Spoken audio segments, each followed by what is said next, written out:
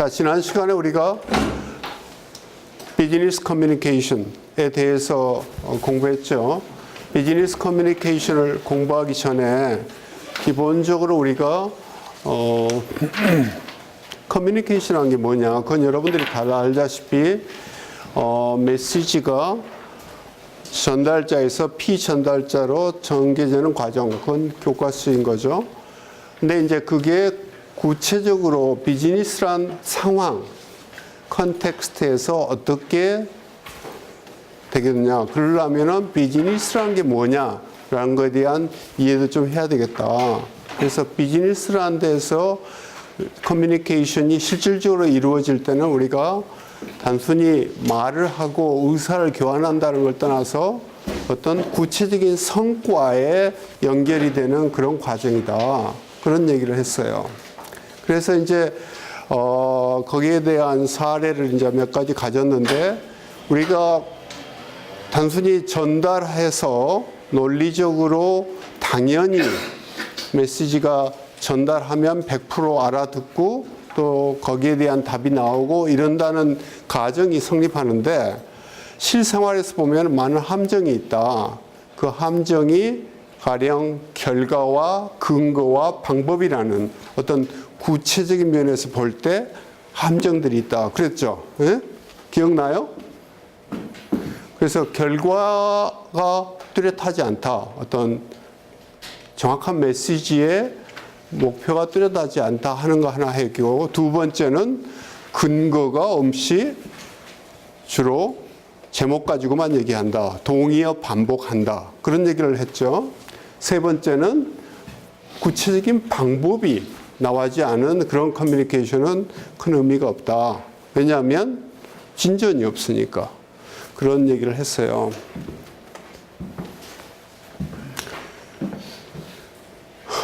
그 다음에 이제 논리적인 사고가 이제 우리가 제일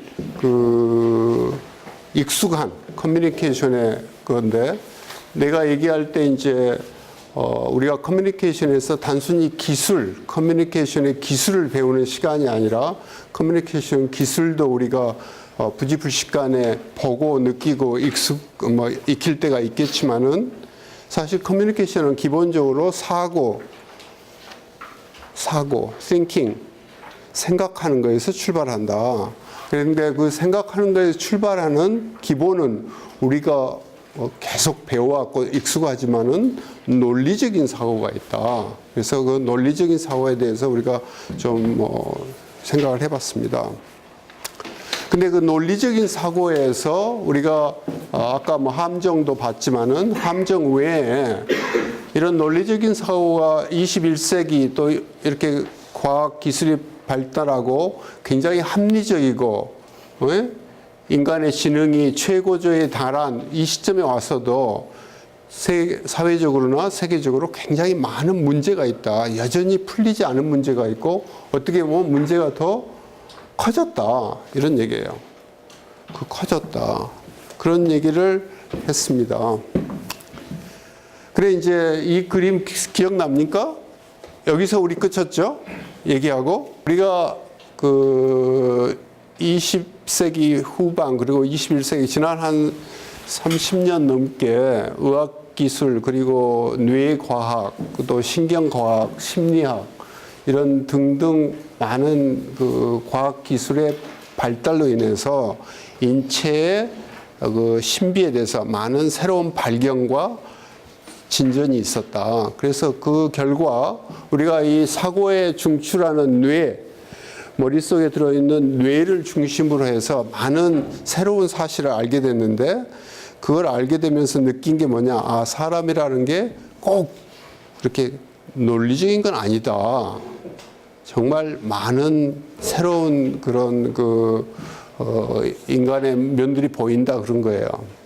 그래서 이제 하나 상징적으로 얘기한다면은, 우리가 지금까지 우리가 인간 또는 우리의 사고 또 우리의 지적 능력, 거기에 대해서 안 건 극히 일부다. 마치 빙산의 표면을 보는 것 같았다. 근데 이렇게 숨어 있는 것들이 굉장히 흥미롭죠. 네, 거기 이제 점점 나온다. 그런 얘기를 했습니다. 예, 오늘은 이제 조금 더 들어가 보죠. 결국은 이제 우리가 어떤 세상에 사느냐를 이해하는 것도 중요한 것 같아요. 21세기에 붙은 수식어가 많이 있죠. 한번 얘기해 보세요. 21세기 수식어에 대해서. 21세기는 어떤 시대예요? 정보화. 또? 지식경제. 지식경제. 또? 지구촌 글로벌. 또? 여러분들이 요즘 얘기하는 거 있잖아. 좀 절실한 문제를 얘기해서. 왜? 소통의 시대라면서 소통을 해야 된다. 그래서 커뮤니케이션 시간에 들어온 거 아니에요? 소통. 커뮤니케이션이 정말 중요하다. 이런 얘기들을 합니다. 그게 다 맞는 얘기예요. 왜냐하면 그게 뭐 어느 게 100%를 나타낼 리는 없고 그게 이제 우리의 관심사, 공통 관심사인 것 같아요. 근데 이제 피터 드러커라고 알죠? 피터 드러커. 네? 경영학의 그 실질적인 태도. 피터 드러커. 굉장히 나이가 돌아가셨던가 이런 거예요. 근데 피터 드러커가 최근에 쓴 책에 마지막 통찰이라는 책이 있는데 거기 보니까 이런 얘기를 하시는 거야. 21세기에 자기가 볼 때는 혁명이 일어나고 있다. 큰 변화가 일어나고 있다. 큰 변화가 있는데 첫째, 아까 얘기한 대로 정보의 시대다. 정보가 범람한다.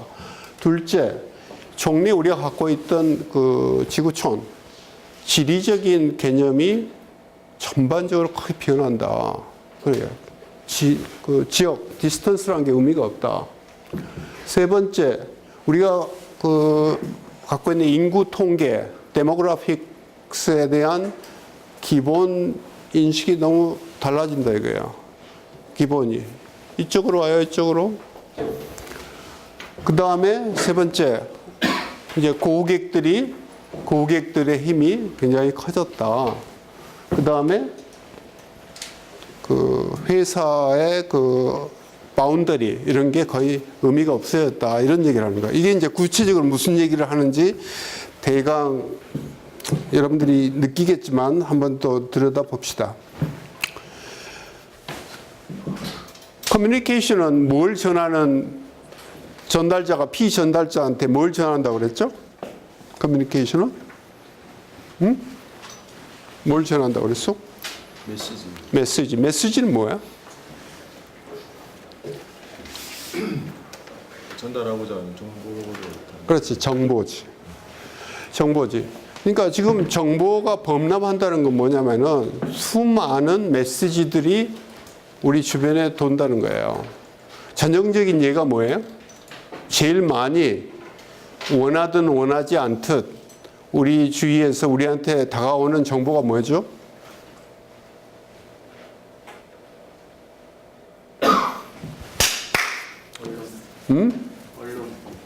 언론은 매체고 광고지. 광고 말고 또 뭐가 있어요? 인터넷도 매체지. 인터넷을 통해서 우리한테 오는 갖가지. 우리가 메시지하고 매체하고 구별할 줄 알아야지. 메시지하고 매체하고. 매체를 영어로 뭐라고 그래? 미디어. 메시지하고 미디어하고 구별할 줄 알아야지. 맥루안이라는 학자가 마셜 맥루안이라고 기억하죠? 아주 유명한 20세기 그 학자인데 그 양반 미디어학자라고 봐야 되나? 언론학자라고 그래야 되나? 그 마셜 맥루안에 의하면 미디어 is the message. 미디어 자체도 메시지다. 왜냐하면 이런 활자 메시지하고 영상 매체 또는 기타 등등에서 미디어 나름의 그 메시지 효과가 다르다. 그것 자체도 사회를 변화시키는 하나의 동력이다. 이런 얘기를 했어요. 근데 이제 그건 좀 딴 얘기고 그렇다 이거지. 그래서 우리가 지금 이 광고, 통신, 인터넷, 기타 등등에서 정보가 엄청나잖아요.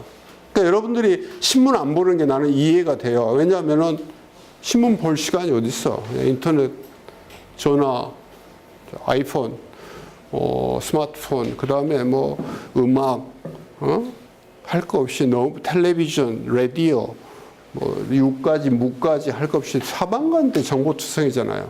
그러니까 그 많은 정보들을 어떻게 자기가 소화하고 받아들이고 소화하고 그걸 이용하느냐. 그게 이제 상당히 중요한 문제예요. 그것만 있나? 여러분 자체가 메시지를 만들어내잖아. 미디어까지도 발명하고. 그렇죠? 어? 블로그에 가서 또 활동도 하고, 뭐, 페이스북이니, 트위터니, 그런 매체에 적극적으로 여러분들이 참여해서 메시지 자체를 여러분들이 제너레이션, 만들어낸다 이거예요. 그 다음에 이제 정보의 전달 속도가 실시간 아닙니까? 네? 실시간이다 이거예요. 직업 중에 제일 피곤한 직업이 뭐 같아요? 우리 직업이 전 세계적으로는 수만 가지가 있는 것 같은데 직업 중에 제일 피곤한 직업 얘기해봐요. 뭐예요? 이런 측면에서 뭐 같아? 기자 또? 기자도 피곤하지 또? 애널리스트? 애널리스트도 피곤하지. 정보가 많으니까. 근데 분야별로 다 애널리스트가 다르지. 분야별로. 정치평론가도 있고 경제평론가도 있고 증권도 있고 또 밤새고 작업하는데 이골이 나 있는 직업이 뭔지 알아? 여자분들이 요즘 돈 많은 직업, 돈 많은 버는 직업. 트레이더.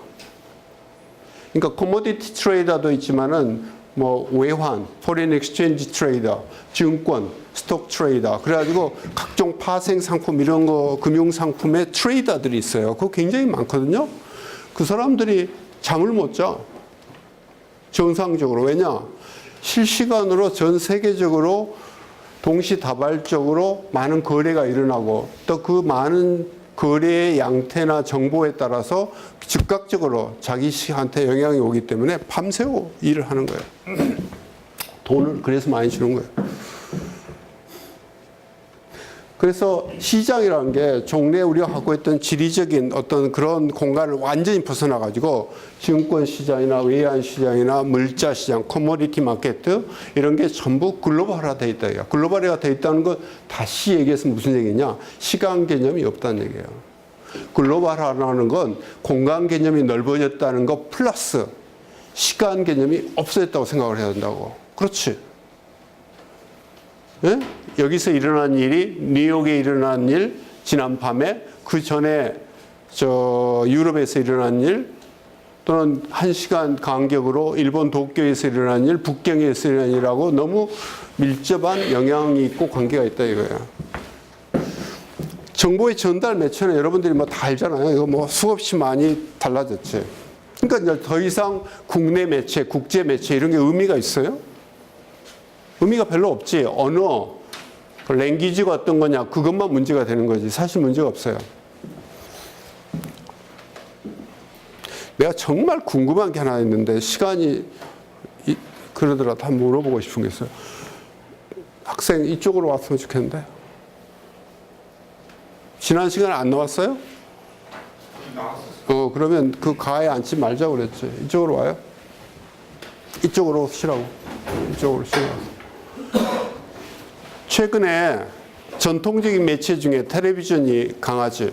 텔레비전 매체 중에 전 세계적으로 굉장한 영향력을 끼치면서 단시간 내에 relatively 상대적으로 짧은 불과 수년 사이에 전 세계적인 영향력 5손가락 안에 들게 된 매체가 하나 있는데 뭘까? 아는 사람? 이거 맞추면 내가 점심 한번 사줄게. 아는 사람?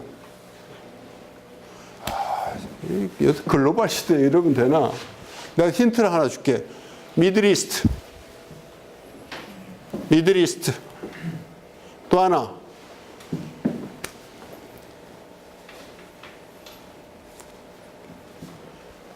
꽈따르. 그래도 몰라? 에이.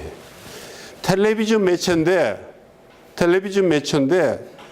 새롭게 튀어나와서 혜성같이 튀어나와가지고 요즘 전 세계적으로 영향력 있는 매체 뭐야? 알자지라. 나한테 나하고 이렇게 내가 시간만 내줘 좀 사줄게. 알자지라라는 매체가 전 세계적으로 굉장히 파워가 있어요. 알자지라를 한번 들어가 보라고 인터넷으로. 얼마나 새로운 세계관을 여러분한테 보여주나. 예? 지금은 국내 매체, 국제 매체, 글로벌 매체 이런 것들인데 특히 글로벌 매체가 계속 새롭게 생기고 있다. 그런 뜻이에요. 지리적으로도 마찬가지인 것 같아요. 지리적으로도. 무슨 얘기냐. 피터 드러커가 하는 얘기는 이런 거예요. 회사와 고객이라는 지리적 접근성이 확대가 돼가지고 동양, 서양, 중근동 이런 게 전혀 의미가 없다는 얘기야. 동양, 서양, 중근동 이게 역사에서 비롯됐거나 지리적인 어떤 디마케이션, 어떤 구획을 하기 위해서 옛날에 만들어진 거였는데 지금은 거기서 벗어나야 된다는 거예요. 전혀 다르다는 얘기예요. 전혀 다르다. 이게 거의 동시적으로 또는 포괄적으로 우리가 해야 된다는 거예요. 그리고 기술적으로도 그렇게 됐잖아. 우리가 PC가 있거나 뭐 인터넷이나 뭐 전화할 거 없이 어디서나 동시다발적으로 실시간으로 정보를 이용할 수도 있고 접하게 돼 있잖아. 기가 막힌 세상이 된 거 아니야? 기가 막힌 생각이 됐지. 근데 아까 마셜 맥루한이 얘기한 Media is the message 이게 무슨 뜻이냐면 내가 내 얘기를 하나 해줄게. 내가 나이 30 돼가지고 80년대에 런던에 발령이 나서 내가 런던에서 주재원 생활했어요. 그 얘기 전번에 잠깐 소개했을 거예요. 그래 이제 그때만 해도 1983년이었는데 내가 런던 지사에 3월 초에 다 발령이 나니까 다들 부러워했어요. 왜냐하면 런던 그럼 그때만 해도 야 영국 런던 대단하다 이제. 나도 흥분이 돼갖고 이제 가족이랑 같이 이제 발령이 난다 그래갖고 이제 나 먼저 가고 나중에 가족이 왔는데 그때는 우리가 해외 무역 내가 하고 있었는데 종합상사에 있었으니까 통신의 미디어가 뭐냐면 거의 100% 한 80% 텔렉스가 뭔지 알아요? 텔렉스는 뭐냐? 민간들이 이용하는 전신, 텔레그램을 텔렉스라고 그랬어요. 민간들이 이용하는 텔렉스, 전신. 옛날에는 이제 텔렉스, 민간 텔렉스가 생기기 전에는 오피셜 텔레그램, 우체국을 통해서 또 전신국을 통해서 전달되는 텔레그램. 그게 이제 제일 빠른 통신 수단이었다고. 근데 이제 그때 나 있을 때는 텔렉스로 했어요. 그래서 아침마다 텔렉스가 이렇게 기다랗게 롤페이퍼에서 풀어져 갖고 나와가지고 그걸 이렇게 메시지별로 잘라서 담당자들이 가져가고 그걸 가지고 이제 필요하다면 카피도 뜨고 그래갖고 이제 일을 하고 그래서 전부 영어로 하지. 그래갖고 이제 텔렉스 가지고 일을 하는 게 몇 년 됐는데 그때 한 3년 지나니까 뭐가 생겼냐면은 텔렉스는 영어로 하니까 내가 비서가 있었는데 영국인 비서하고 일을 하는데 큰 무리는 없었어요. 비록 우리 본사하고 우리하고 지사에 있는 사람들하고 콜에서 하는 게 콩글리시였지만은 대부분 경우는 굉장히 세련되지 않은 문법도 별로 정확하지 않은 영어가 많았지만은 그래도 그 영국 비서들이나 이 사람들이 보면 이해가 됐었다고. 이해가 이렇게 보면 아 얘들이 무슨 얘기 하는구나 속으로 알 거 아니야. 영어도 정말 못하는구나 속으로 그랬을 거라고. 그랬는데 어느 날 갑자기 상황이 변했어. 뭐가 변했냐? 팍스밀이라는 게 나왔어. 팍스밀이 나왔어요. 텔레팍스가 나오니까 한국 본사하고 지사 간에 우리 주재원들이 뭘로 주로 팍스를 쓰겠어? 뭘로 쓸까? 영어로 쓸까? 한국말로 쓸까? 응? 영어로 쓰겠어? 한국말로 쓰겠어? 영어로? 영어를 잘하니까 그런 생각하지. 되게 한국말로 쓰지. 한국말로 쓰지. 영어보다 한국말이 훨씬 정확한데. 그래서 본사에서 한국말로 드립다 써가지고 팍스가 날라와요. 그러면 내가 거의 주재원이고 매니저인데 영국인 여자 비서를 데리고 일을 하는데 고객들은 다 영국 사람 내지 유럽에 있는 사람들이고 그 사람들하고는 영어로 해야 되니까 내가 한국말로 받아가지고 텔레팍스를 내가 그걸 영어로 전달하려면 내가 무슨 일을 해야 돼? 번역을 해야지. 그래 내 처지가 주재원이 내가 뭐가 됐지? 갑자기 번역사가 된 거야. 나 영어 좀 했지만 정말 죽겠더라고. 그래서 내가 조금 지난 다음에 부탁을 했어요. 본사에다가. 당신네들 편하자고 한국말로 하니까 이게 문명의 이기가 아니라 이게 정말 후퇴다. 진보가 아니라 후퇴다. 텔렉스에서 확시밀로 왔는데 영어 언어는 영어에서 한국말로 되는 거야. 주재원들이 그 월급만 받나? 엄청나게 우리가 돈이 많이 들어야 주재원 한 명 외국에 주재시키려면 한국에 있는 사람보다 10배 이상 든다고 돈이. 이렇게 비싼 사람들 놔두고 나서 아침에 내절 2시간 3시간 번역하게 만드느냐. 이게 말도 안 된다. 영어로 좀 제발 써라. 근데 안 돼. 왜 안 되느냐. 영어가 익숙하지가 않으니까. 본사가 그냥 무지무지하게 사람이 많은데 그 사람들 어떻게 영어 공부를 다 시키냐고. 그래 정말 힘들더라고요. 그 다음에는 또 무슨 일이 발생하니까. 전화가 국제전화가 옛날에는 비쌌어요. 당연히 비싸지 국제전화가. 근데 전용선이라는 게 생겼어. 해저 케이블이 깔리고 그게 용량이 커지고 그러면서 전용선이라는 게 생겼다고. 전용선이란 건 뭐냐. 민간 업자가 통신업자하고 계약을 해갖고 우리 회사는 대우면 대우에서 해가지고 전용 라인을 하나 24시간 빌리는 거야. 그건 마음대로 쓰는 거야. 그렇게 되니까 그 용량에 따라서 회선이 하나짜리도 있고 뭐 10라인도 있고 그러는데 수시로 전화를 하는 거야. 이제 국제전화가 싸졌으니까 계속 돌아가면서 전화를 하는 거야. 전화를 하니까 전화를 받아 적어가지고 그걸 또 문서로 만들어야 돼요. 그러니까 이렇게 기술의 발전에 따라서 그 커뮤니케이션 모드가 그렇게 많이 변하더라고. 정말 많이 변해요. 근데 요즘은 이제 그런 전통적인 거 다 떠나서 여러분들이 PC나 이게 이런 문자나 할 것 없이 전부 또 이메일 생겨가지고 뭐 즉각적인 그런 책임이 생겼죠. 인구 통계. 인구가 변한 거야, 인구가. 우리나라의 인구 상태의 큰 문제점, 뭐죠? 지금 현재 대한민국이 안고 있는 인구의 문제점. 노령화, 또 출산율 저하, 또 노령화, 출산율 저하. 그걸 아우러서 무슨 문제가 생겼어? 생산인구 감소, 또 부양 의무 증가. 이렇게 항아리형이 된 거야, 인구가. 옛날 같으면 피라미드형 아니었어. 네? 나이가 든 사람들이 정점에 조금, 그리고 나이가 적은 사람이 전부 저변에 깔려가지고 인구가 뭐 2%가 됐든 3%가 됐든 5%가 됐든 점차 증가한다 이러는데 이게 항아리가 된 거야. 항아리가 돼서 경제 계획을 세울 수가 없게 된 거예요. 경제 성장을 예측하기가 굉장히 어렵게 됐어. 그러니까 지금 여러 가지 아까 얘기한 대로 그런 부양무무, 그 다음에 향후의 그 연금 문제, 그 다음에 향후 시장이 줄어들 때 여러 가지 문제. 지금 우리 서울이나 이런 대도시에서 주택 문제의 큰 원인 중에 하나가 뭔지 알아요? 정부가 집을 안 지어서 그러나? 왜 그래요? 지금 주택이 무지무지하게 많이 짓고 그랬는데도 왜 주택이 모자라죠, 요즘? 그 원인 중에 하나는 인구 때문에 그런 거야. 결혼들을 안 하고 싱글족 내지 소규모 가족이 워낙 많이 늘어난 거예요. 그러니까 큰 아파트가 필요 없는 거야, 큰 아파트가. 응? 작은 아파트가 많이 필요한 거예요, 많이. 그러니까 가구 수가, 가구의 의미가 변한 거예요.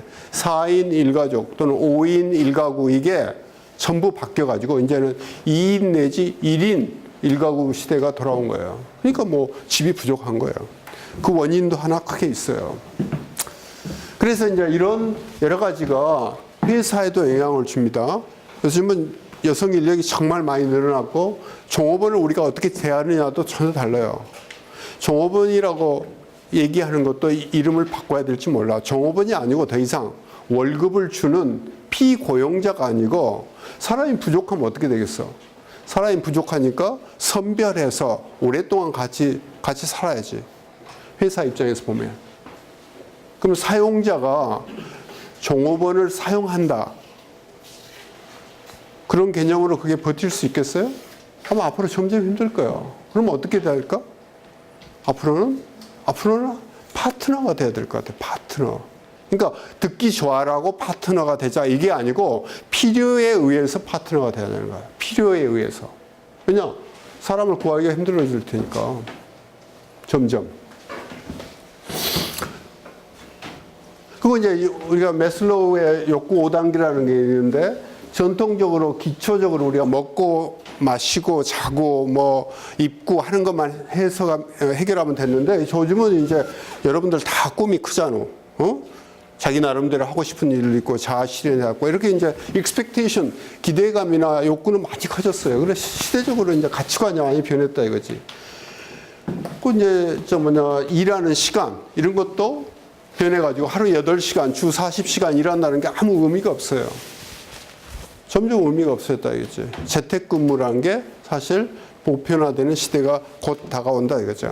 그래서 이제 이런 변화가 있다 이거야. 새로운 시대에. 근데 그게 비즈니스에서는 어떻게 보면 더 리얼해요. 왜 리얼하냐면은 인트레스트 그 결과가 너무 뚜렷하고 그거에 따라서 많은 변화가 있기 때문에 고객이란 게 새로 등장해요. 고객. 여러분도 고객이죠. 많은 경우에 학교에서 학생 관계도 고객이라고 풀어볼 수도 있을 거예요. 근데 고객들이 지금 등록금이 비싸다고 그냥 야단들이지. 그럼 비싸면 안 가면 될 거 아니냐 이런 사람들도 있는데 그게 제도적으로 잘 안 되니까 이제 문제가 되는 거 아닙니까? 근데 고객이라는 관점에서 고객이 지금은 뭐냐? 고객이 적극적으로 그 트랜잭션 사고 파는 또는 공급하고 공급받는 과정에 개입이 돼 있다. 그래서 고객들의 압력이 지금은 그냥 사서 쓰고 만족하고 또는 주어지면 받고 그러는 게 아니라 고객들이 자기 목소리를 내고 적극적으로 참여하기 시작했다. 이런 환경의 변화가 있다는 거예요. 이 환경의 변화를 여러분들이 차분하게 볼 필요가 있어요. 그 다음에 뭐냐면 이게 이제 회사 여러분들이 이제 사회 진출하면 금방 느끼실 텐데 더 이상 회사가 모든 걸 회사 안에서 해결하겠다고 하지 않고 아웃소싱을 많이 해요. 아웃소싱을. 특히 백오피스라는 건 뭐냐면은 이 고객과 접점에 있지 않고 뒤쪽에서 지원하는 업무, 관리하는 업무 같은 건 많은 경우에 아웃소싱을 줘요. 아웃소싱은 뭐냐? 외주를 준다는 거예요. 우리말로. 외부 업체 또는 사람한테 일을 맡긴다는 거예요. 맡긴다. 그래 격리, 회계, 인사, 물류 이런 것들이 아주 전형적인 거라고. 지인은 그걸 좋게 얘기하고 파트너라고 부르지. 아까 얘기한 파트너라고 부른다고. 회사 레벨에서 B2B죠. B2B에서 파트너라고 부른다고. 파트너라고 하면 그럴듯해 보이니까 그럴듯하게 부르는 거예요. 근데 저기 철학도 있어요. 좋은 뜻에서. 파트너라는 건 뭐냐?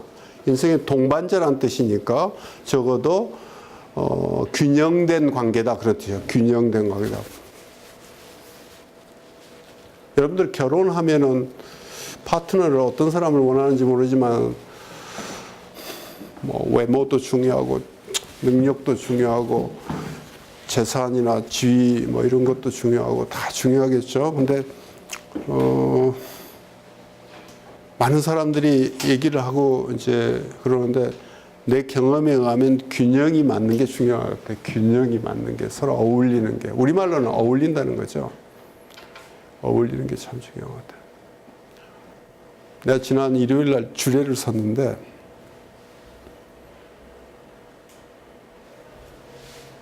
주례 쓰면 내가 무슨 말 하게요? 주례사는 짧게 하라고 그래서 내가 길게 안 하려고 굉장히 노력을 하는데 적당히 하는 것 같아요. 나 주례 지금까지 8번인가 섰는데 상대방이 듣고 싶은 말이 뭐겠어요? 응? 결혼식 신랑 신부가 듣고 싶은 말이 있고 그 가족 부모님이 듣고 싶은 말이 있고 오긴 하객들이 듣고 싶은 말이 있는데 듣고 싶은 말이 뭐겠어요? 제일 중요한 건 짧게 간결하게 끝내달라 이거죠. 길게 얘기하지 말라.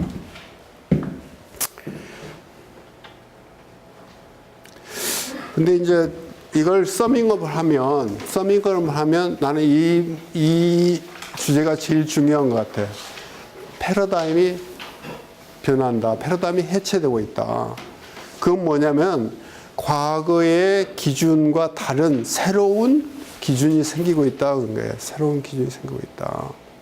이게 이제 우리 비즈니스 커뮤니케이션에서 중요한 거라고 생각해요. 이걸 잘 생각해 보세요.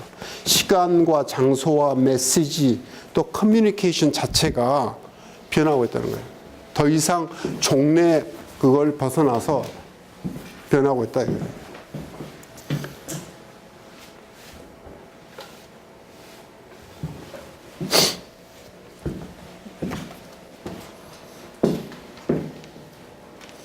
기업이란 게 뭐예요? 기업이란 게 뭐예요? 조직을 관리하고 운영해서 이윤을 창출하는 조직. 조직을 관리해서 이윤을 창출하는 조직. 또 기업이란 게 뭐예요? 기업.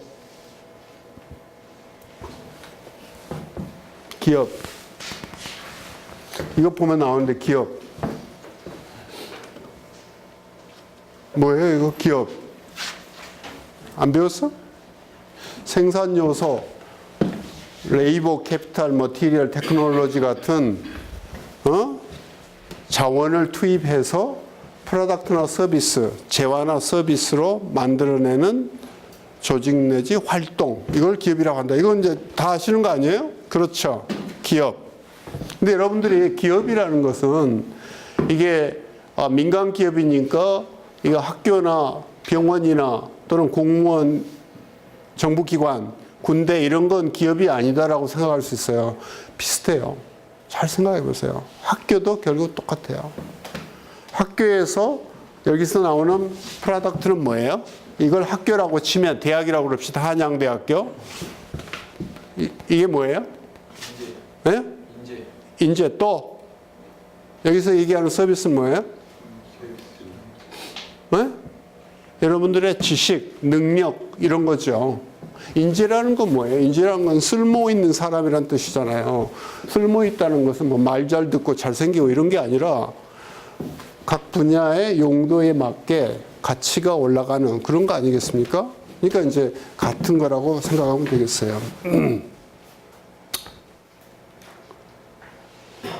근데 언제나 보면 이 기업이라는 건 내 경험에 의하면 고객이 누구냐 이걸 생각해 보는 게 첩경인 것 같아요.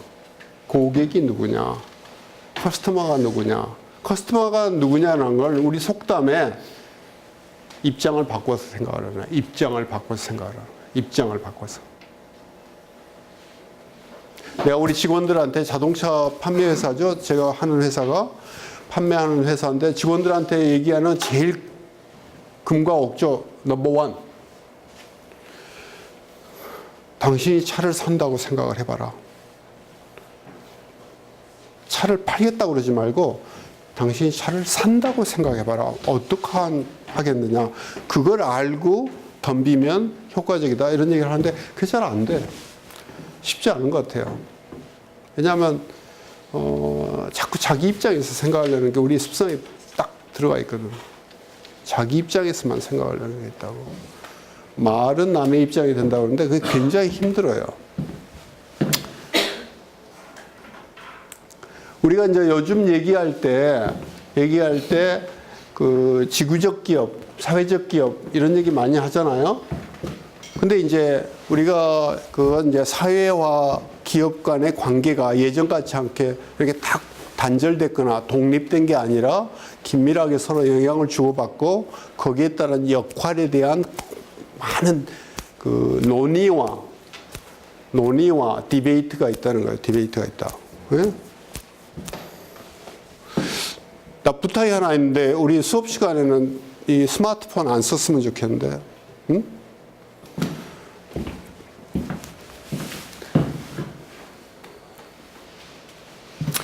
근데 여러분 기업에서 제일 중요한 게 뭐냐면은 기업이란 게 뭔가 하는 거예요. 기업이라는 거가 자, 지난 시간에 기억나죠? 구글에서 우리가 찾아보니까 비즈니스라는 게 구글 검색, 고급 언어 검색 해보니까 어느 정도 비중이 있는 거 여러분들이 목격했죠? 예? 여러분들이 비즈니스라는 게 우리 사회에 너무 지배적이에요. 물론 거기에는 공기업도 포함했습니다. 꼭 사기업만 생각하지 마세요. 근데 이 비즈니스라는 거에 곧 따라오는 동의어가 뭐냐면은 경영이요. 매니저, 매니지먼트.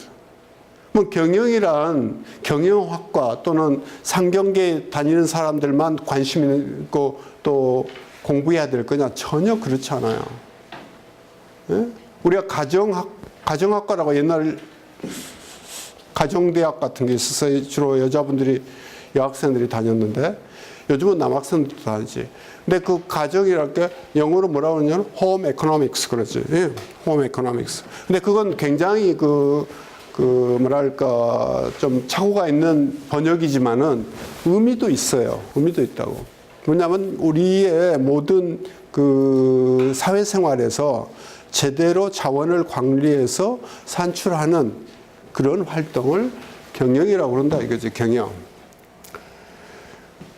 여러분들이 경영에 대해서 이해를 해야 비즈니스 커뮤니케이션의 요체를 알 수 있어요. 경영이라는 게 뭔지를 알아야 합니다. 내가 첫 시간에 모두의 나의 자욕망 소개하면서 경영은 모두와 함께 그런 얘기 했죠. 그거 기억해둬요. 경영은 모두와 함께. 그 얘기는 뭐냐? 내가 회사에 들어가서 또는 조직에 들어가서 무슨 일을 하더라도 나도 경영한다고 생각을 하는 게 여러분한테 좋아. 굉장히 중요한 거예요. 심지어는 내가 노동조합에서 일하는 노동조합 간부가 돼도 활동 중에 경영을 나도 한다라는 관점에서 보면은 굉장히 많은 문제가 쉬워지고 좋아질 거예요. 그건 사측 편을 들으라는 얘기가 아니에요. 그런 이념적인 얘기가 아니고 내 경험이고 많은 학자들이 그렇게 해요. 그럼 경영이란 뭐냐? 자네가 한번 읽어봐 이거. Turning complexity and specialization into performance. 이게 무슨 얘기야? 우리말로 한번 설명해봐.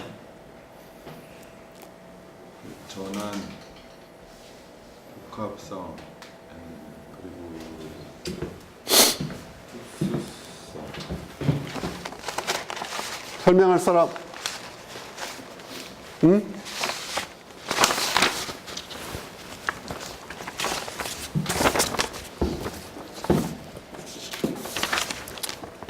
응?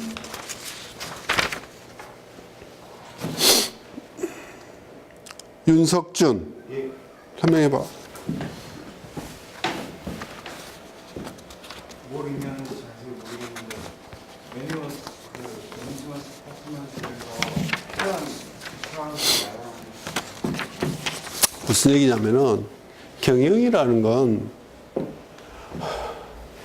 기업 활동 내지 그런 비즈니스 활동에 많은 복잡한 요인과 어떤 전문 요소를 결합해서 그걸 성과로 만들어내는 거다. 성과라는 게 키라고 해요, 여기서는. 퍼포먼스가 있어야 된다.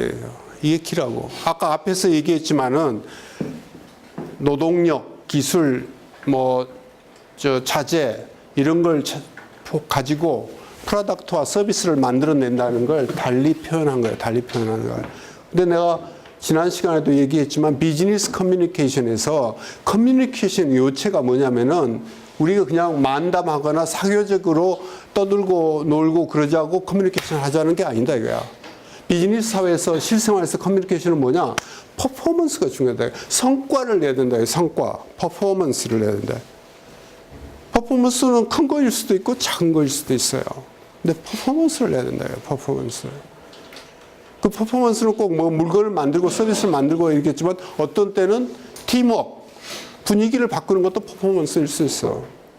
그러니까 퍼포먼스란 뭐냐? 목표에 따른 성과라는 거야. 목표에 따른 성과다 그래요. 그래 이제 경영은 곧 경영자라는 거하고 이제 동의어라고 봐도 되는데, 여러분들이 알고 있는 뭐 리더니, CEO니, 뭐 코우치니, 퍼실리테이터, 보스, 슈퍼바이저, 이게 다 경영자를 나타내는 용어들이에요. 세만틱스. 그런 보캐블러리들이다 이거야. 각자 나름의 특징과 기능이 있어요. 기능이 있는데 요즘 중요한 건 뭐냐면은 뭐겠어요 여기서? 요즘 바람직한 게 뭐야? 내 명함에 보면 프레지던트인데 CEO라 돼요. 사장, CEO는 Chief Executive Officer, 대표이사로 돼 있지. 근데 요즘은 바람직한 건 뭐예요? 젊은 사람들이 요즘 좋아하는 리더상. 뭐야 여기? 여기 답이 있는데 뭐야? 이 중에서 뭐가 좋아? 코치. 예? 코치. 코치. 또 이제 새롭게 등장하는 게 퍼실리테이터예요. 퍼실리테이터. 퍼실리테이터는 도와주는 사람이에요. 촉진하는 사람들, 도와주는 사람들. 예?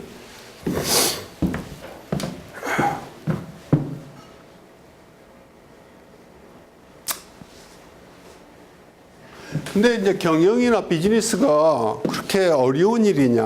별로 어렵지 않을 것 같아요. 회사 다니고 뭐 사원, 대리, 과장, 차장, 부장, 이사, 상무, 전무, 부사장, 사장, 회장 막 이렇게 이제 계급도 있는 거. 요즘은 그 계급이 얕아지지만 뭐 주어진 일 하고 뭐 조직이 알아서 돈 만들고 뭐 매출하고 이익 내고 월급 타고 보너스 타고 뭐 잘 지내는 거지.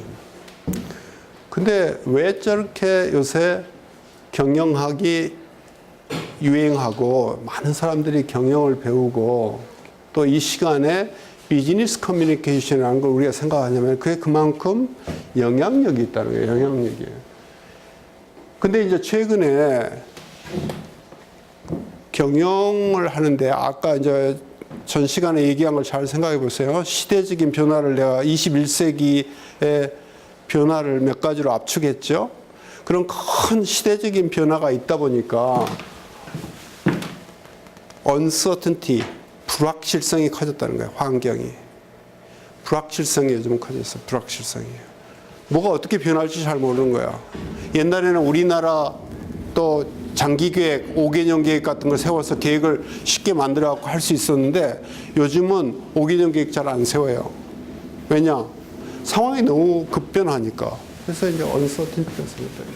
그 uncertainty 때문에 판단을 내리고 의사결정하고 하는 게 정말 힘들어진 거예요. 상황이 힘들어졌다 이거야.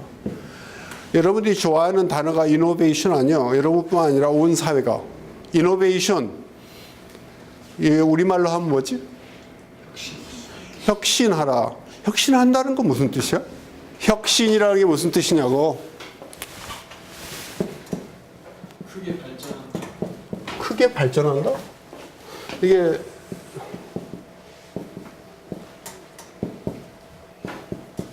한자를 이렇게 했어요.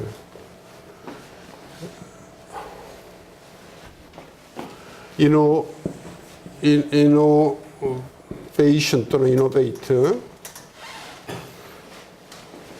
크게 발전한다? 또 혁신이라는 게 무슨 뜻이야? 기존의 패러다임을 변화시키는. 패러다임을 변화시킨다. 또 원뜻은 이게 가죽 혁자예요. 혁명할 때 왜 혁명이라는 게 무서운 단어인 줄 알아요? 가죽을 벗긴다는 게 무슨 말이야? 뒤집어 엎는다는 뜻이야. 뒤집어 엎는다는 뜻이라고.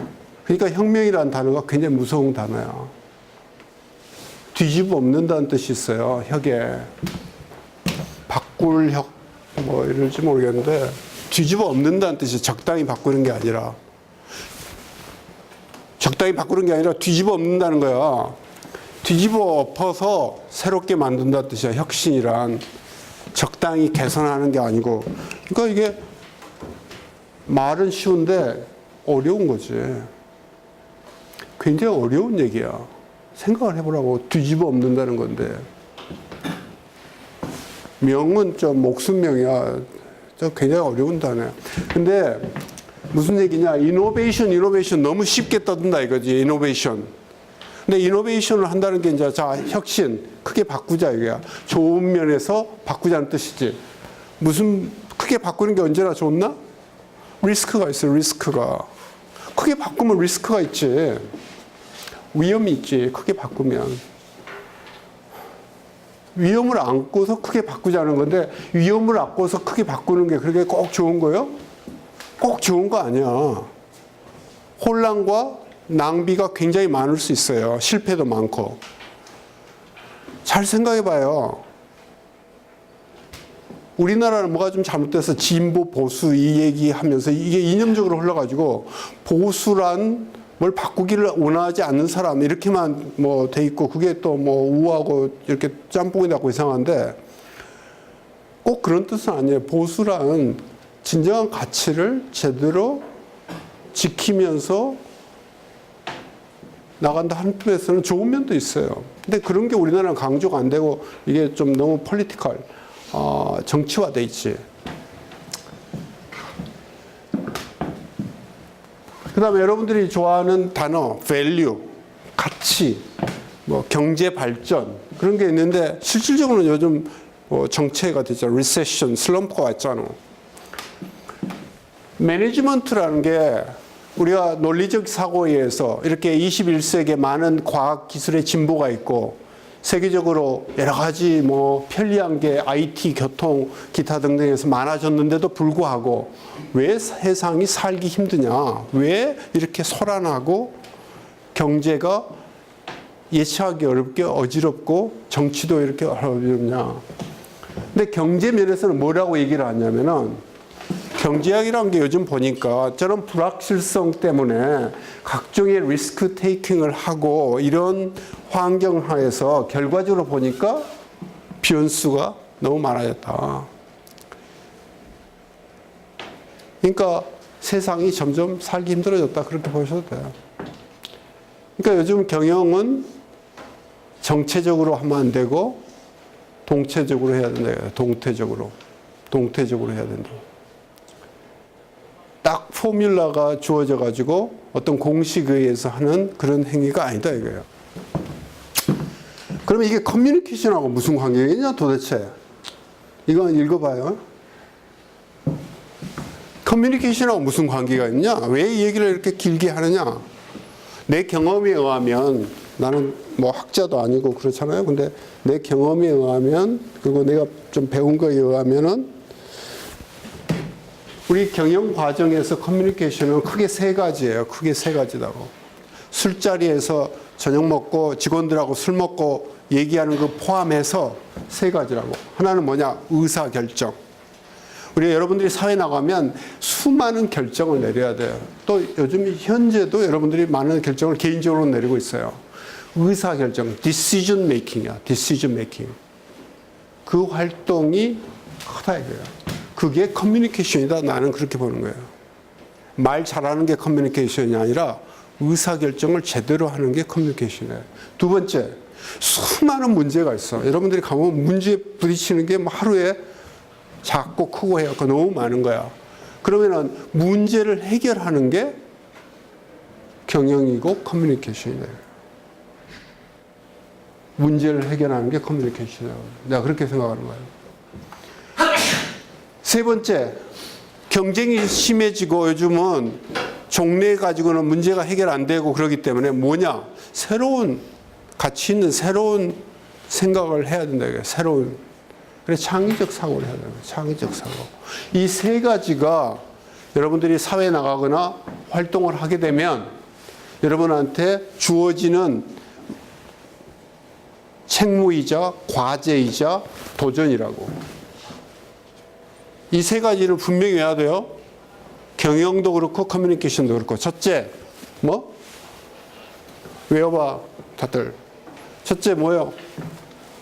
의사결정. 둘째, 문제 해결. 세 번째, 창의적 사고.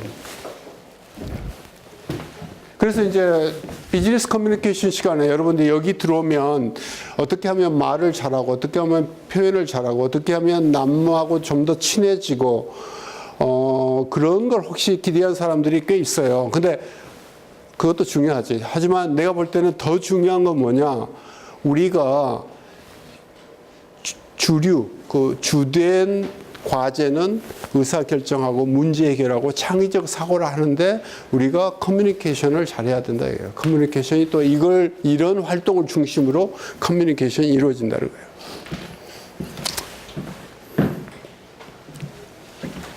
좀 쉬었다. 아까 누가 쉬자고 그랬지?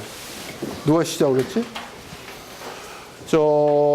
지난주에 우리 조 나눴죠? 조원들끼리 뭐 누가 누군지도 모른다고 그러대. 내가 5분간 쉬는 시간 줄 테니까 화장실 갔다 올 사람 갔다 오고 그렇게 합시다. 여러분들이 처음이 아니고 6번째 하는 거야. 3년 동안 내가 내리 이걸 해봤어요. 해봤더니 잘 하더라고. 잘 하던데. 쉬는 시간을 만들어주니까 질문을 많이 했는지 모르겠는데 영어가 단어가 약간 생소한 게 좀 아무래도 이게 자동차 관련 산업의 공장에 관한 얘기이기 때문에 그런 게 있겠지만은 굉장히 평범한 상황이에요. 근데 내가 여러분들이 이해를 돕기 위해서 내가 잠깐 소개를 해줄게요.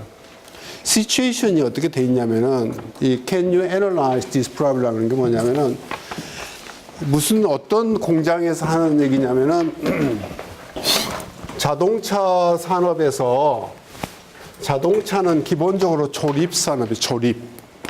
현대고 기아고 벤츠고 다 조립 산업이라고 조립. 그렇지? 조립 산업이어서 자동차 부품 업체들이 수백 개가 있어요. 각 업체마다 수백 개의 벤더들이 있다고. 이걸 부품업자를 우리가 이제 벤더라고 부르는데 벤더들이 있어요. 서플라이어, 벤더, 서플라이어들이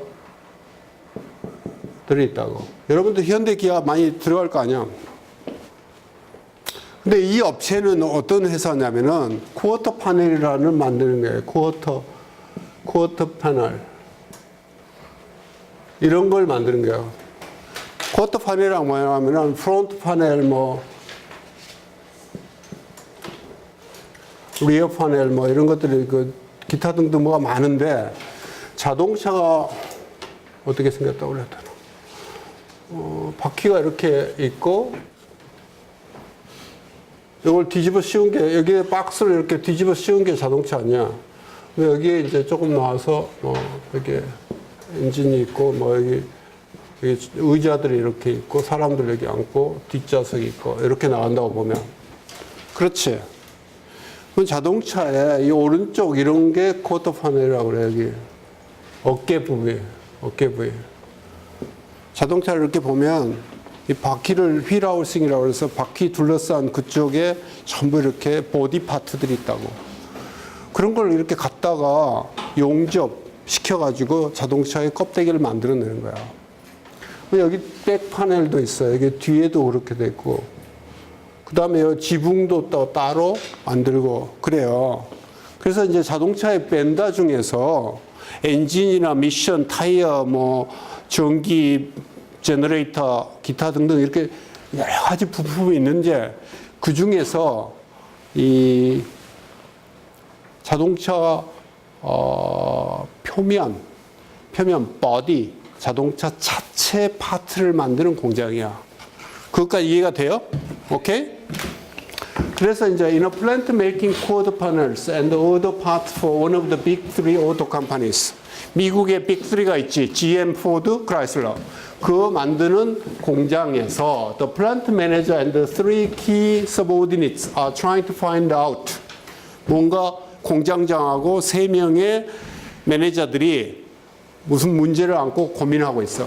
Why birds are and rough spots are suddenly appearing on so many panels, causing them to be rejected.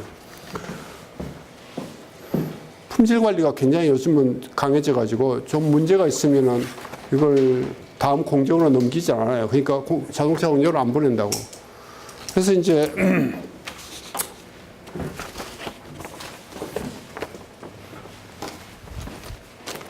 여러분들 캔 맥주 같은 거 먹잖아.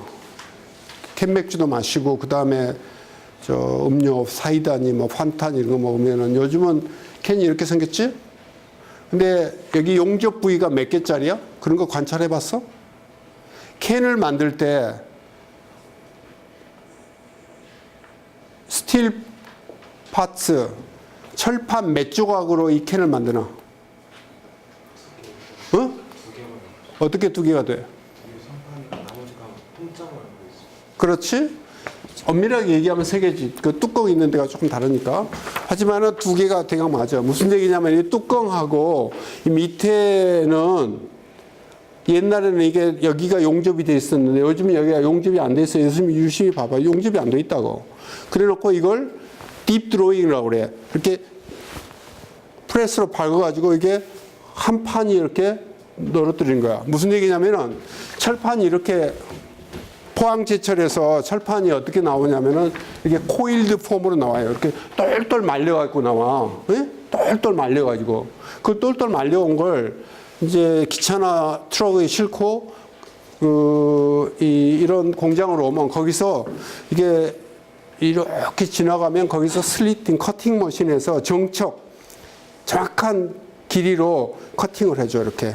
그러면 이게 철판이 이렇게 말려 있다가 이렇게 말려서 이게 이렇게 지나갈 거 아니야. 이걸 계속 잘라줘서 이렇게 종이장 같이 척척 잘려가지고 이렇게 그게 이제 나온다고. 그러면 이런 스틸 시트가 다음 어디로 가느냐면은 프레스, 뭐 800톤, 1500톤 이런 막대한 그 압착 능력을 갖고 있는 프레스라는 큰 기계로 간다고.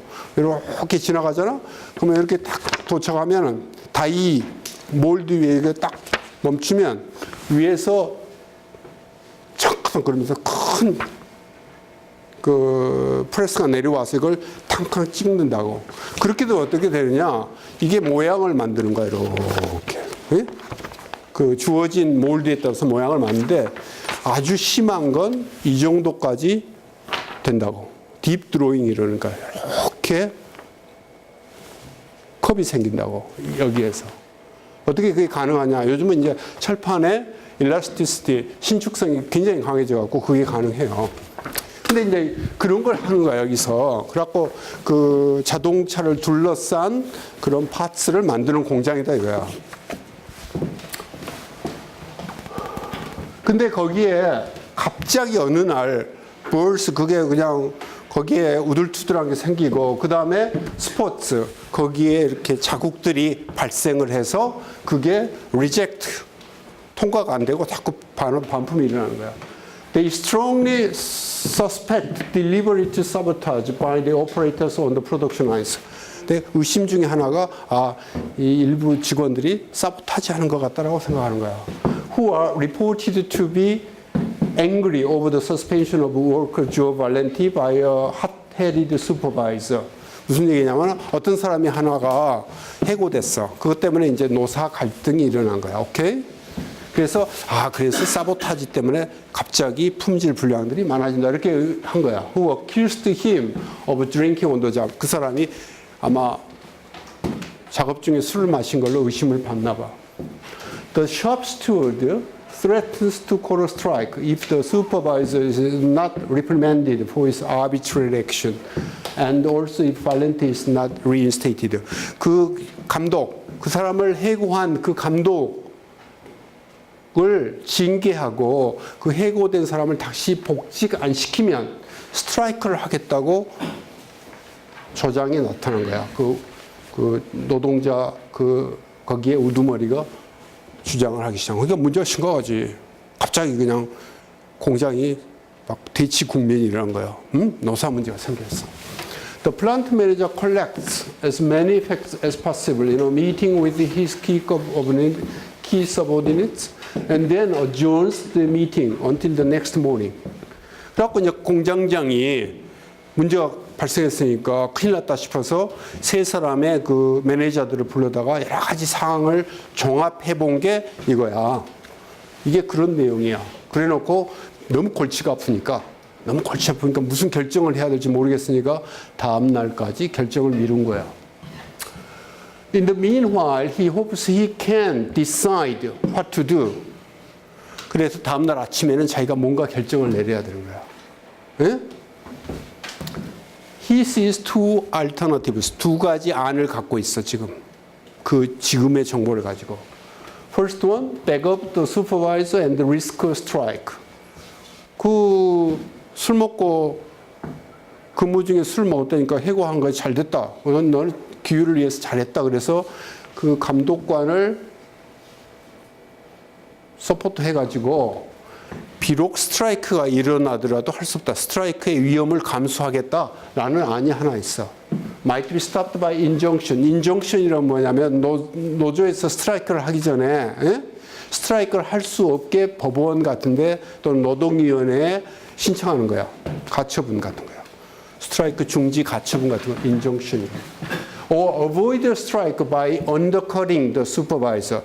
다른 하나는 뭐냐면은 그 감독관을 undercutting, 감독관의 결정을 뒤집어 가지고 스트라이크를 안 하게끔 만드는 거야. 공장장은 두 가지 방법이 있다고 생각하는 거예요. 지금 현재는. 근데 내일 아침까지 결정을 내려야 돼. 머리가 아파 죽겠어. 오케이?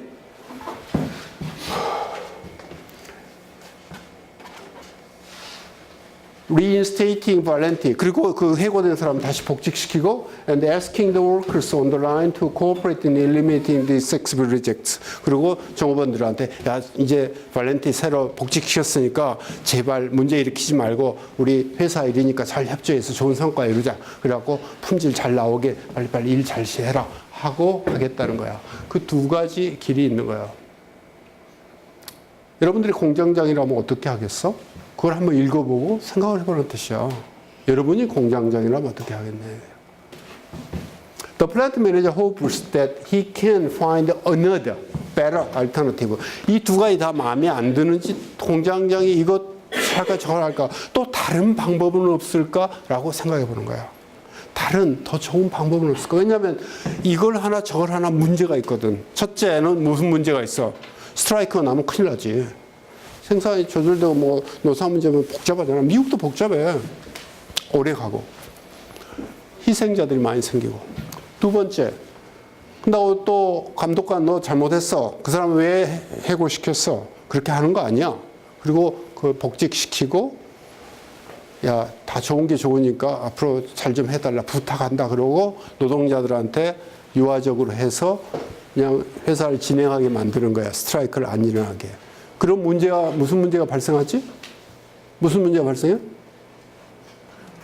그 슈퍼바이저라는 사람의 결정이 엉망이 돼버리니까 회사의 위계 질서가 흔들리고 두 번째, 스트라이크라는 위협에 경영진이 어떤 뚜렷한 이유 없이 굴복하는 걸 하는 선례를 만들게 되지. 그러니까 그것도 골치 아픈 거야. 예?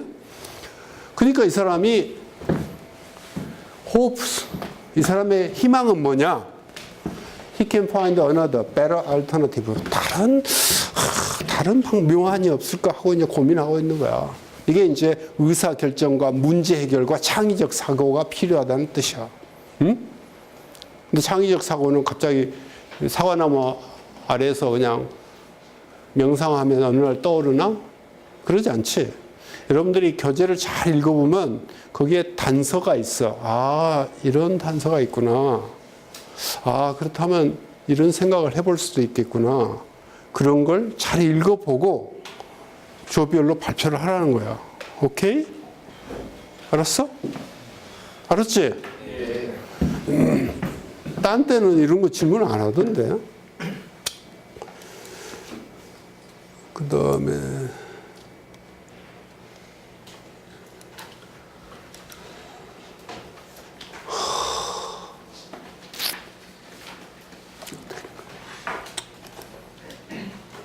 여기 있다. 자, 다시 돌아와서 이제 시간이 많이 없으니까 30분도 안 남았거든. 그래서 내가 이제 조금 빨리 지나갈게요. 자, 우리가 밖에 나가서 비즈니스 인바이러먼트에서 세 가지 큰 커뮤니케이션 과제에 부딪힌다. 첫째는 의사결정이라는 활동의 커뮤니케이션. 두 번째는 문제 해결, 세 번째는 창의적 사고를 해야 된다. 그래요. 그래 의사결정은 여러분들이 잘 알다시피 이런 목표를 정하고 정보 수집하고 실현 가능한 안을 만들고 그걸 그 중에서 고르고 그걸 이룩하고 이런 거 여러분들이 익숙하잖아요. 이런 거 분임토의 할 때 국민학교 중학교 다 이런 거 해봤잖아. 이렇게 하고 있다 이거야. 이렇게 하거든 되게.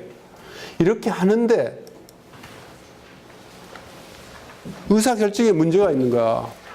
내가 아까 얘기했죠. 몇 가지 문제가 있다. uncertainty 그런 것도 있고 리스크도 있고 어떤 대외적인 슬럼프도 있고 그래서 increasing the odds 변수가 커진다 이거야.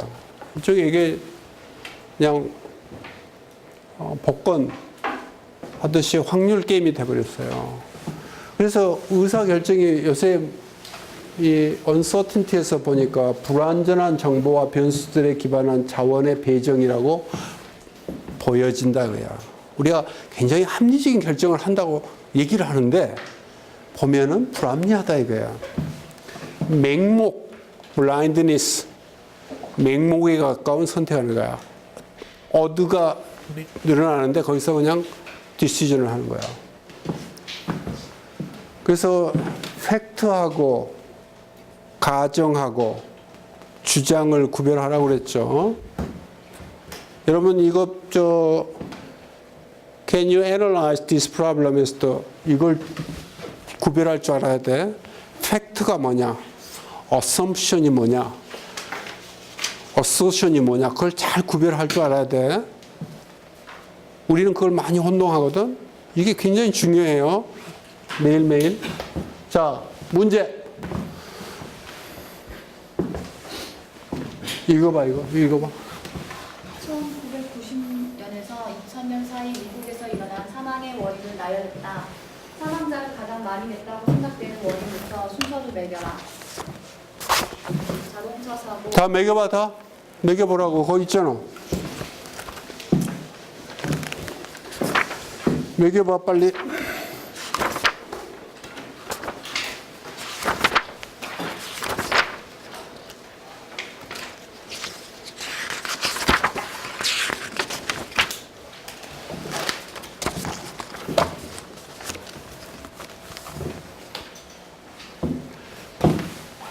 순서 매겨봐. 그거 고민하지 말고. 이거 뭐 시험 아니야. 미스터 캡, 블루 캡. 어느 게 1등이야? 총기 사건. 또 총기 사건이라고 생각하는 사람? 혼자야? 다 다른 의견이 있는 사람? 부적절한 식습관이라고 생각하는 사람? 그 다음 또 자동차 사고라고 생각하는 사람. 그 다음 또 있잖아. 뭐가 있어? 흡연이라고 생각하는 사람. 그 다음 마약이라고 생각하는 사람. 이거 뭐 통계야. 이거 통계를 내봤더니 흡연이 제일 많아. 흡연이 얼마냐면 43만 5천 명. 43만 5천 명. 이 숫자가 중요한 게 아니야. 순서가 중요해. 두 번째, 부적절한 식습관이 40만 명. 세 번째, 자동차 사고가 4만 3천 명. 네 번째, 총기 사건이 2만 9천 명. 마약이 1만 7천 명. 자, 차이가 많이 나지. 차이가 많이 나잖아. 그러니까 흡연과 부적절한 그거의 월등하게 높은 거야. 월등하게. 근데 왜 우리가 총기 같은 거의 상당히 자동차 사고하고 세다고 생각을 하냐면 왜 그런 줄 알아? 왜 그럴까? 어? 그렇지.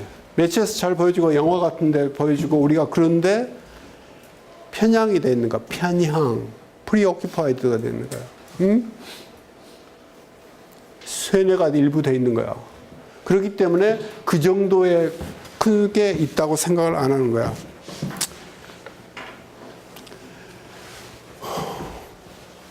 모난놀이 정 맞는다. 모난돌이 정 맞는다. 또는 가만히 있으면 중간을 갔다가 맞다, 틀리다. 맞다고 생각하는 사람, 틀리다고 생각하는 사람. 맞다고 생각하는 사람 왜 맞다고 생각해?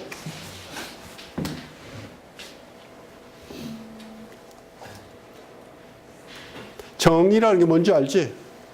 정이라는 거 이렇게 망치 가지고 깨는 이렇게 밑에 그 부분을 정이라고 그래. 이렇게 뾰족한 돌 깨는 기계지. 도구지. 우리 사회에서는 대부분 정말들이 맞을 것 같아요. 맞을 것 같다. 그렇게 되게 배우지. 야, 가만히 있어. 가만히 있으면 60점은 가. 그러잖아. 틀리다고 생각하는 사람은 왜 틀리다고 생각을 하지? 요즘 시대는 가만히 있으면 중간간이라고 밑에 깔려준다는 생각으로 살아야 그러니까 이제 이런 거야. 둘 다 맞아. 뭐냐면은 자존심이랄까 어떤 솔렌 당연한 걸로는 저러면 안 되지. 그렇지? 저러면 안 되지. 가만히 있으면 저 정도로 하면 젊은 사람들이 되나. 근데 현실적으로는 경험치로 봐서 또는 주위에서 얘기할 때 모난돌이 정맞으니까 모난 짓 안 해야 되겠다고 교육을 받지. 근데 실질적으로 통계를 뽑아보니까 모난돌이 정을 맞아요. 무슨 얘기냐면은 우리 회사에서 생활할 때 인사고과를 대개 1년에 한 번 해. 대개는. 요즘은 뭐 상시로 하는 데도 있지만 대개는 한 번 해요. 그래서 어드바이서, 처세술의 어드바이스 중에 하나는 처세술의 어드바이스야. 잘 생각해서 들으라고. 그게 옳다고 그래서 꼭 그러는 거 아니야. 인사고과 전에 짧은 기간 동안, 그게 뭐 2달이 될 수도 있고, 1달이 될 수도 있고, 일주일이 될 수도 있어. 그 기간 중에는 모난 짓을 안 하는 게 좋아. 왜냐하면 고과하는 사람이, 평가 내리는 사람이 그게 너무 머릿속에 강하게 박혀 있을 수가 있다고. 서랍이라는 게 합리적이 아니야. 그래서 그게 의사 결정에 영향을 주는 거야. 단어를 써도 저 사람은 개성이 있다라고 안 쓰고 삐딱하다고 쓰는 거야. 개성이 있다고 삐딱하다가 틀려? 같아. 비슷하지. 근데 긍정적이냐 부정적이냐는 굉장히 차이가 있어요. 예를 들면 그렇다 이거야. 저 사람은 착실하다 있고 착실하다 대신에 그냥 평범하다 이렇게 착실하다고 평범하다고 비쌀 수 있어요. 조심해야 되는 거야. 소매업체 매장은 같은 지역 또는 쇼핑매에 몰려 있을까? 왜? 을지로 육가에 가면 뭐가 많지? 을지로 육가 장충당 공원 쪽에 가면 족발집이 쫙 있는데 그 간판에 다 뭐라고 해놨어? 원조 족발집이라고 해놨지. 오리지널이다 이거 자기들이 다. 그래갖고 오리지널 이렇게. 왜 근데 사람들이 거기 가냐고. 그게 다 그 말도 안 되는 얘기지. 다 오리지널이라 그러면 다 아니란 얘기하고 통하잖아. 근데 왜 우리가 거기를 갈까? 왜? 그 생각 안 해봤어? 왜 그러냐 이거야 사람들이. 그리고 왜 그 사람들이 모를 리가 없는데 모여 있으면 장사가 잘 된다고 그럴까? 어떻게 보면 장사가 안 될지도 모르잖아. 왜 그러냐 이거야. 우리가 자동차 판매하잖아. 자동차 그 스트리트, 몰이라고 그래요. 몰, MALL. 몰에 있는 거하고 따로 떨어져서 독립된 스토어에 있는 거하고 차이가 많아요. 우리가 여기 서울 시내 자동차 전시장 서비스 스테이션까지 새로 사가지고 건설해서 만들려면 한 300억에서 한 500억 들어. 엄청나게 돈이 많이 들어요. 고민이 그런 몰을 찾을 수가 없다는 거야. 그런 몰에 들어가기가 쉽지 않다는 거야. 왜 그럴까? 왜? 사람들의 뇌리에 쉽게 거기에 편향이 돼 있다는 거야. 이걸 가용성의 편향이라고 그래. 가용성의 편향. 앵커링. 그 다음에 첫인상이 중요하고 나중에 비싸게 나타난다는 것을 맞는 말인가? 그래요? 첫인상은 중요하다. 둘째, 첫인상을 보고 나중에 사귀어보거나 보면은 되게 들어맞다. 맞아, 틀려? 맞다고 생각하는 사람, 틀리다고 생각하는 사람. 왜 맞다고 생각해? 한번 어떤 판단을 내리면은 그 다음에 그와 비슷한 정보들만 수집하는 경향이 있는 것 같아요. 뭐 그럼 자네는 사람 판단할 때 첫인상 보고 판단하나? 100% 그러진 않는 것 같아요. 또 아니라는 사람 얘기해봐. 그렇지 않다. 첫인상과 첫인상이 좋은 사람은 기대감이 있어서 그 다음번에도 좋은 인상을 보여주지 못하면 오히려 실망하게 되는 경향이 있는데 안 좋은 사람이 더 좋게 보이는 건 실질적으로는 첫인상 가지고 첫인상이 영향은 줘요. 영향도 주고 일부 근거는 되지.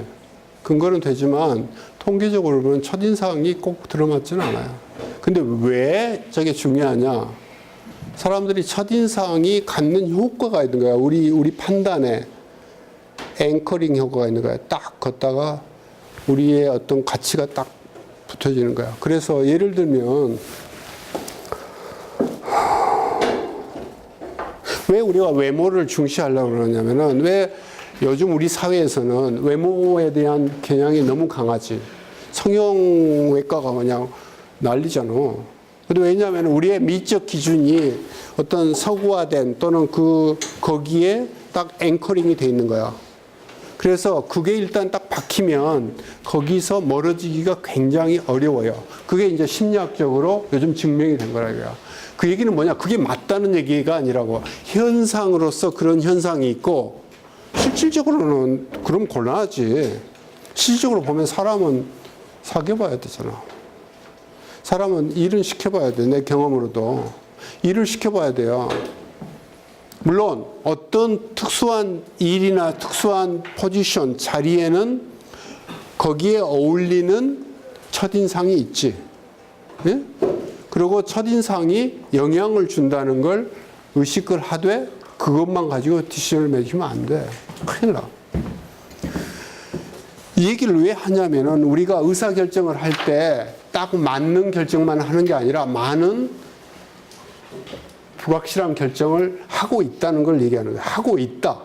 하고 있다는 걸 이해하는 게 중요해요. 하고 있는데 그게 100% 맞는 얘기가 아니다 이거야. 우리 한계를 이해하라 이거야. 한계를. 그래서 피터 볼스탄이라고 아주 유명한 미국의 유명한 뭐라고 그러냐 비즈니스맨이죠. 학자인데 이 사람이 시를 썼는데 내가 너무 좋아하는 거야 이거. 의사결정의 딜레마를 내가 번역을 했는데 Innovation and Uncertainty 이 시가 내가 너무 좋아. 왜냐하면 내가 하고 싶은 얘기가 딱 압축돼 있어요. 자, the innovation's lament. lament가 뭐죠? 한탄이잖아. 한탄. 그렇지. 한탄. 뭐냐? 우리가 혁신하고 의사결정한다고 얘기하면서 거기에 한계가 있다. 야, 거기에 어떤 한계냐? The information you have isn't what you want. The information you want isn't the information you need. The information you need isn't the information you can obtain. The information you can obtain costs more than you are willing to pay. 나중에 한 번 더 읽어봐. 그래서 우리가 보통 보면 문제 해결과 의사결정은 여러분들이 국민학 때부터 쭉 배웠지만은 되게 이런 식으로 하지. 뭐냐면 문제 상황이 있다. 그러면 그걸 논리적으로 따지고 분석하고 해서 그렇게 훈련 받았잖아. 집에서도 그렇고 뭐 원인을 분석하고 거기에서 대안을 마련해서 그걸 이렇게 예쁘게는 안 하더라도 머릿속에서도 어떻게 하면 좋을까 이러한 사만하다가 우선순위를 결정해서 결론에 이르지. 여기서 중요한 건 뭐냐? 매 순간순간 뭘 한다고 우리가? 선택을 한다고. 선택. 이게 의사결정이야. 여러분들이 나는 죽어도 이거다 라고 처음부터 생각하는 경우는 별로 없어요. 순식간에 많은 게 머릿속 에서 왔다 갔다 하다가 마음속에서 왔다 갔다 하다가 어느 거 하나를 잡지. 그 다음에 또 딴 걸 하지. 그런 걸 하는 게 전부 여러분들이 갖는 선택이다 이거야. 선택. 여러분들이 이제 앞으로 선택을 많이 하게 됩니다. 지금 여러분들이 큰 선택을 한 번 했어. 뭘까? 내가 볼 때는 여러분들이 지금까지 일생을 살아오면서 한 20년 금방 살아오면서 굉장히 큰 선택을 한 번 했다고. 자기가 뭐야? 한양대학교 들어온 거야. 한양대학교 특정 학과에 들어온 게 굉장히 큰 선택이라고. 그거에 따라 진로가 많이 바뀌니까, 인생의 진로가. 그렇잖아. 그렇지. 잘 따져봐. 고등학교 간 거하고 대학교 간 게 얼마나 길이 달라지나. 두 번째, 여러분들이 곧 더 큰 결정을 하게 돼. 그게 뭐지? 직업. 세 번째, 그것과 더불어 아마 더 큰 결정을 하게 되지. 그게 뭐야? 배우자를 어떻게 선택할 거나, 결혼에 대해서 어떻게 할 건가, 그거야. 그 다음에 이걸 이제 총체적으로 보면 인생을 어떻게 살아갈 건가, 이제 그런 문제가 나오겠지. 하지만 어떻게 보면 꼭 비즈니스가 아니라 우리 삶 자체가 선택의 연속이라고. 의사결정의 연속이야. 근데 의사결정이라는 게 우리가 오늘 지난 시간하고 오늘 내가 이렇게 힘써서 얘기하는 거, 그 중에 하나 기억해야 될 것, 언제나 합리적이고 논리적이고 이상적으로 결정되는 건 아니다. 우리가 결정을 할 때 많은 함정과 제약이 있다. 그 제약이라는 게 주의하면 많이 개선될 수 있다. 내가 그 얘기를 하고 싶은 거야.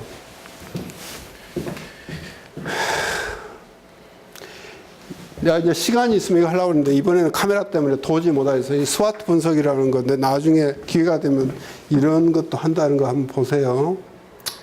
자, 아까로 돌아가서 the situation 있지? 이제 시간이 한 10분 남았는데 뭘 할까?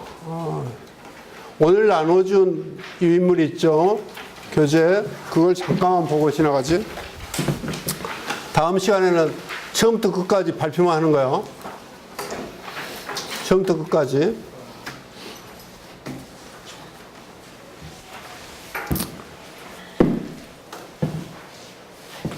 여러분들 이제 회사 들어가고 그러면 어느 부서에 배속이 될지 몰라요. 공대 나왔다고 해서 꼭 뭐 제조 생산 라인이나 뭐 엔지니어링 그쪽에만 배치되는 게 아니야.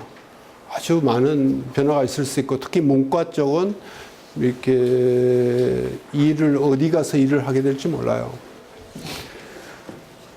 근데 전혀 내가 여러분들한테 선배로서 또 경험자로서 오늘 확실하게 얘기해 줄 수 있는 거, 어디 가더라도 겁내지 마라. 그 다음에 무슨 일을 하도 자기 길이 있어요. 그 다음에 한쪽 일만 그 자기 일생 동안 가는 거 아니야. 변화가 많이 있어요. 정말 인생은 신비로운 거야. 직장도 마찬가지예요. 그러니까 여러분들이 인기 부서 또는 인기 직종 쫓아다니면 내가 볼 때는 확률상 불리한 게임 하는 거예요. 불리한 게임. 인기 직종은 뭐 여러분들이 여러 있으니까 내가 그 얘기는 안 하지만 요즘 이런 걸 얘기하더라고. 내가 전에 큰 회사도 있고 이제 요즘 자꾸 좀 조그만 회사도 뭐 조그만 규모의 회사도 있고 보고 그러니까 젊은 사람들이 관심 있는 부서가 뭔지 알아? 대개 보면 전략자가 들어간 걸 좋아하더라고요. 전략기획부 뭐 이런 거. 그다음에 마케팅을 좋아해요.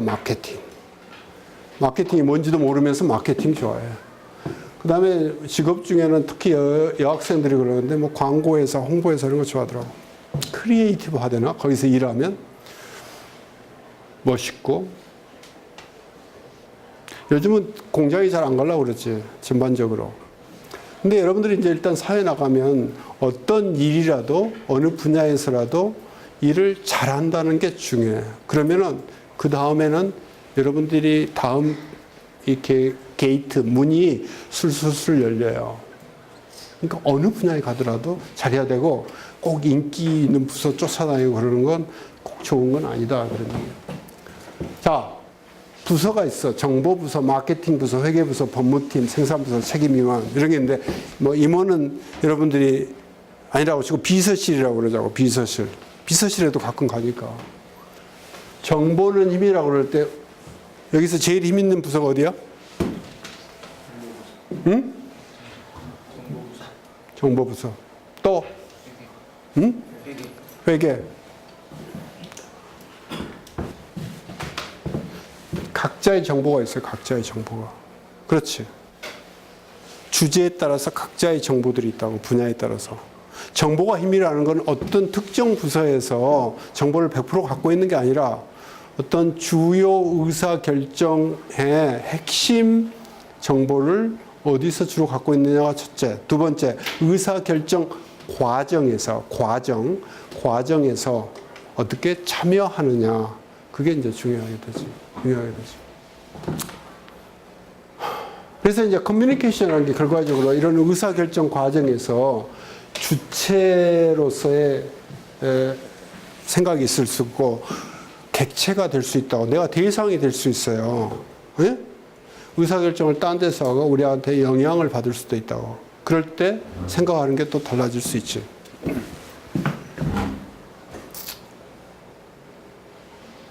그래서 이제 여러분들이 나중에 아까 can you analyze this problem 하면 그걸 가지고 이제 이걸 또 연습을 해보겠지만 포멀한 커뮤니케이션이 있고 인포멀한 커뮤니케이션이 있어요. 뭐 포멀한 거 외에 인포멀한 것도 중요하다고. 저녁에 술자리에서 어울리면서 개인적인 얘기 듣고 하는 것도 중요하다 이거야. 그다음에 동호회 같은 것도 다 중요해. 예?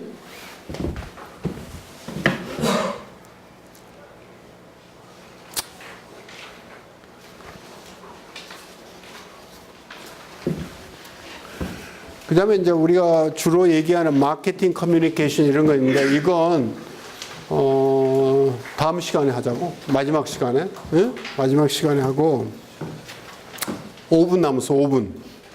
질문이 있으면 혹시 해봐. 나 혼자서 떠드니까 문제가 있어.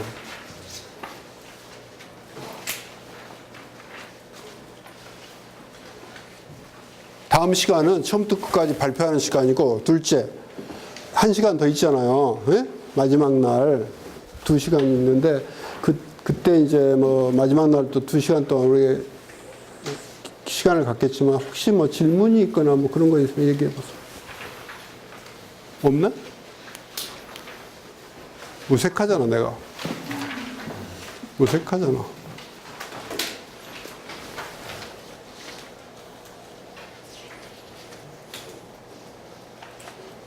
아까 그 얘기를 누가 물어보던 저기서 그 발표를 어떤 식으로 하면 좋으냐고 그러는데 제일 좋은 발표는 자 내가 채점을 어떻게 매기는가 보여줄게. 그러면 이제 그거 보고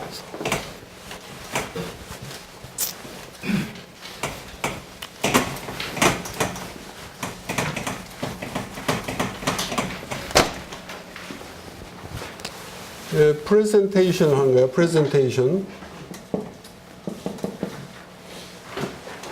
프레젠테이션에 이제 여러 가지가 있는데 이것도 커뮤니케이션이지. 근데 내가 보는 건 뭐냐면은 첫째 내용을 본다고. 내용이 제대로 됐나, 컨텐츠가 제대로 됐나. 두 번째 발표 형식을 본다고. 발표 형식, 준비물 포함해서. 예? 미디어랄까? 어떤 식으로 여러분들이 이걸 발표를 하냐 이거야. 사람이 와서 구두로 하느냐 아니면 파워포인트랑 같이 하느냐. 파워포인트도 제대로 하느냐 제대로 안 하고 복잡하게 하느냐 여러 가지가 있지. 세 번째 발표자가 중요해요. 이거 프레젠트 하는 사람의 준비한 사람, 이 사람의 실질적인 이 발표의 그 자체가 중요해요. 네 번째는 뭐냐면은 팀워크와 타임 이런 걸 본다고. 타임은 내가 7분이라고 그랬죠. 팀워크란 건 뭐냐면 여러분들이 5명씩 준비를 평균적으로 하는데 한 사람이 나와서 발표할 수도 있고 두 사람이 할 수도 있고 그건 알아서 하라고. 알아서 하고 중요한 건 뭐냐. 주어진 시간 7분 아래 주제에 대해서 효과적으로 전달하는 거야. 답이 뭐냐는 20%밖에 안 돼. 내용은. 무슨 뜻인지 알겠지? 그게 여러분한테 지금 무슨 논문 쓰라는 게 아니잖아. 그 다음에 보다 커다란 무슨 컨테스트, 무슨 경연대회 하는 거 아니야. 중요한 건 뭐냐. 커뮤니케이션 시간에 여러분들이 커뮤니케이션 엑서사이즈를 하는 거라고. 그건 공부하는 것, 이렇게 읽어보고 준비하는 것도 엑서사이즈고, 남 앞에 서가지고 발표하는 것도 엑서사이즈고, 혼자가 아니라 여러 사람하고 같이 해본다는 것도 엑서사이즈다, 이거야. 그래서 내가 이걸 해보자는 거야. 됐지? 자, 수고했어요.